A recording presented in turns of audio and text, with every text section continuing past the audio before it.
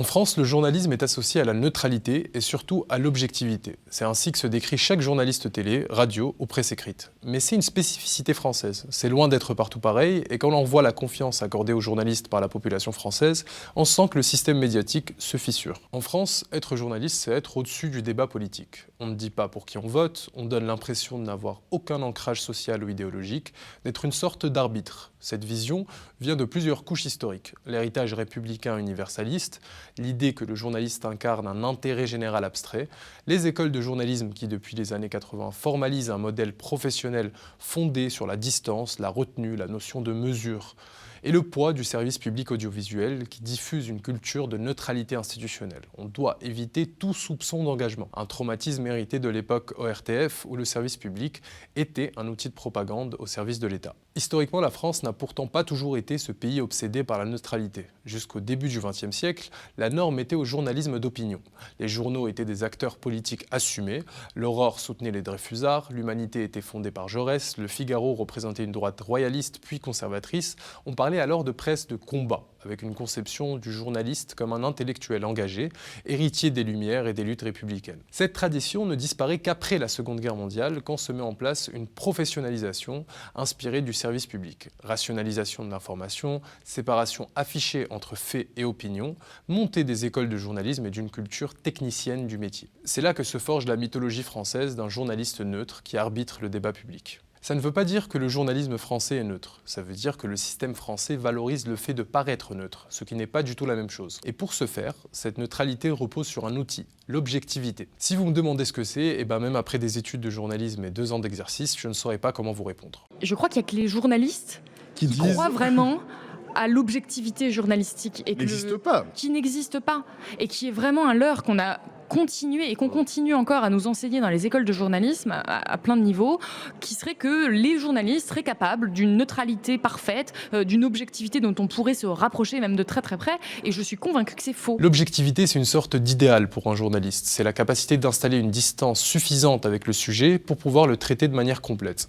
En théorie, ça a l'air beau, mais si on pousse le vice jusqu'au bout, ça inclut de pouvoir avoir la même distance avec une victime et un agresseur, avec un militant antiraciste et un militant suprémaciste, de pouvoir interviewer Jean-Marie Le Pen de la même manière que Philippe Poutou. Est-ce possible ? Peut-être pour certains qui se dépolitisent tellement qu'ils deviennent des caisses de résonance de l'équilibre en se plaçant toujours au centre de l'échiquier, car c'est l'endroit le plus confortable. Et c'est pour ça que c'est souvent les éléments de langage du centre et de la droite que vous entendez dans les médias mainstream. L'injonction au budget, la peur bleue du déficit, les irresponsables gauchistes qui osent censurer le gouvernement, l'instabilité, l'obsession sécuritaire, etc., etc. Ce cadrage éditorial est un choix politique qui pèse lourd, car l'auditeur n'entend pas parler d'autre chose, il consomme cette réalité qu'on lui donne.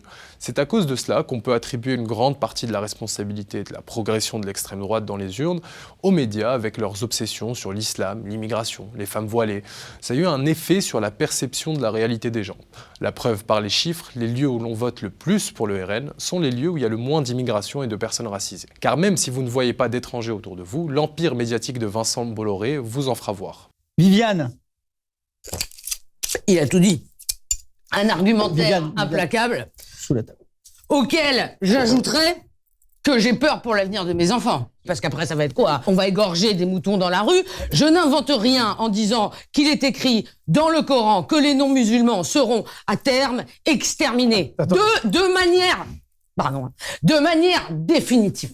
Attendez, excusez-moi madame, là, mais vous l'avez lu le Coran? Je vous vois venir avec vos grosses babouches pleines de sable mouvant. Eh ben non, je ne l'ai pas lu. Et alors, quel rapport avec le débat? Franchement, et arrêtez de m'interrompre en essayant de m'endoctriner. Parce que vous voyez, ça commence comme ça. Et après, vous voulez quoi? Que je porte un chador? Que je te prépare un couscous? Non mais c'est vrai, Abdelkader, calmez-vous un peu. Calmez-vous. L'objectivité, c'est surtout une norme sociale. Michael Chudson, sociologue spécialisé en journalisme, montre qu'être objectif appartient à un répertoire professionnel, de routines, de formules, et non à une alchimie qui annule les biais individuels. Les routines aident à la légitimité, mais n'éliminent pas l'angle pris par le journaliste.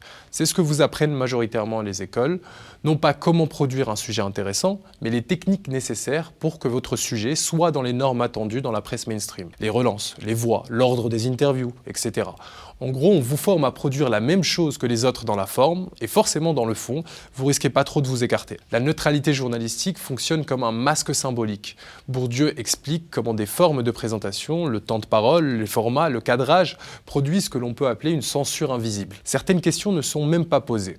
Ainsi, la neutralité apparente n'empêche pas la reproduction des cadres dominants. Ce qui échappe plus à la conscience, c'est le fait que les mots sont foncièrement manipulateurs. Alors, non pas, comme on croit, lorsqu'ils sont utilisés avec des intentions de propagande. On pense tout de suite aux actions de type publicitaire ou de propagande. En réalité, souvent, il suffit de laisser aller le langage pour qu'il agisse. Et les pires,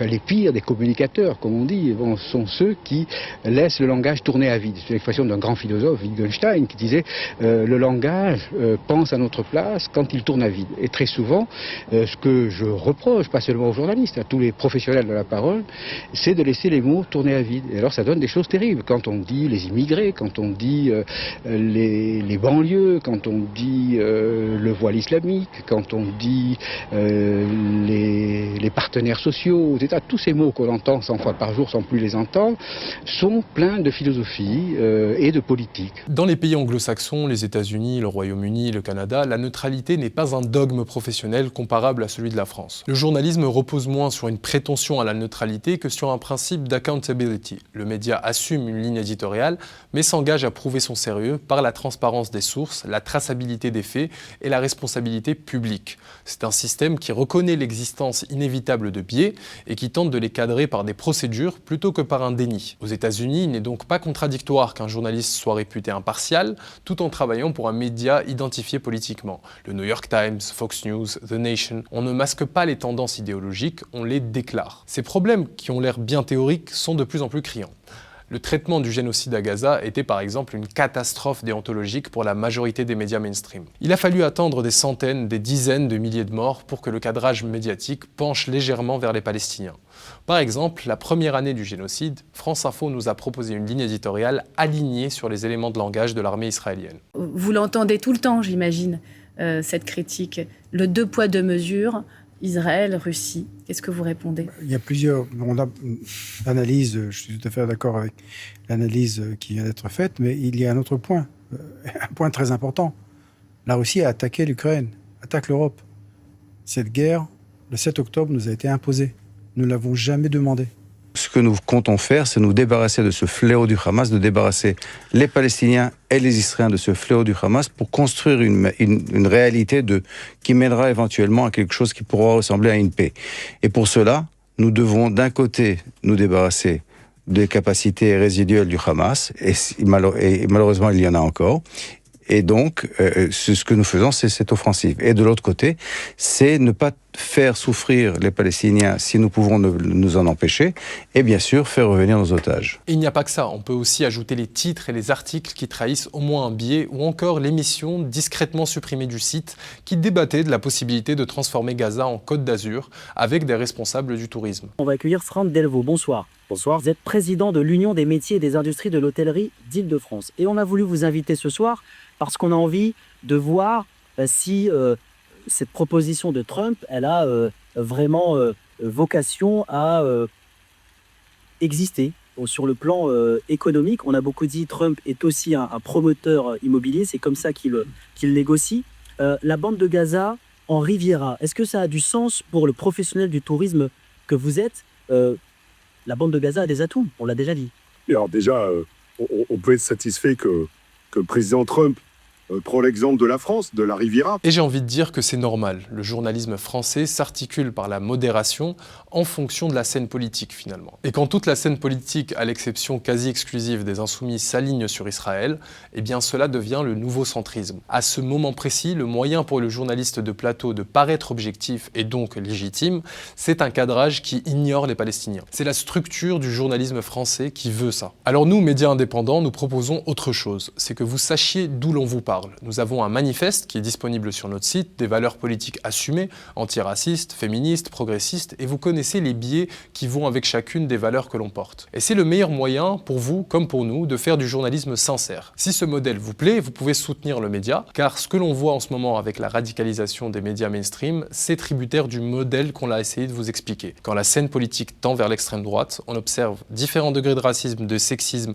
et de LGBT-phobie, et malheureusement, nos médias classiques ne vont pas déconstruire cette haine. Ils vont choisir leur dosage pour paraître équilibrés et objectifs. Nous, on assume de ne pas vous faire boire cette soupe.